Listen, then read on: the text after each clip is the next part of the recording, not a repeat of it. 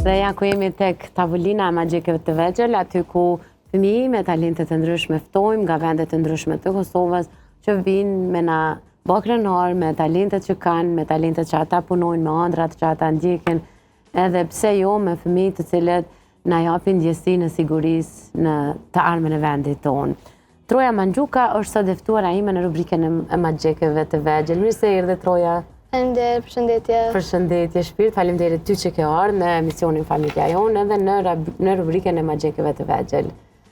Mu më kanë thënë familjarët e to që i ki pasionet kryesisht rreth artit. Po. Ti je 11 vjeçare.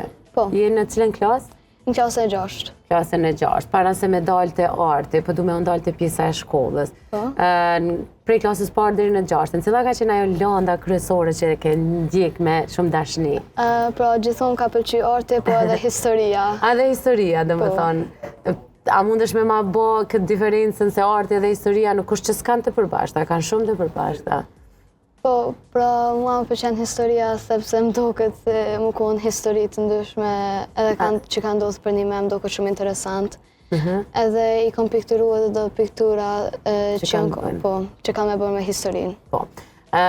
Përveç historisë dhe artit, piktura është pasioni yt edhe në shtëpi, sa herë që je lirë, mu më thanë familjarët që ti gjatë gjithë kohës vizaton, pikturon. Por kjo është prej kur je kanë shumë e vogël, apo? Po. Dhe ki shumë punime që i ruan. Të pëlqen më shumë se unë i pash punime që mi ke sjellë shumica janë me hije e laps.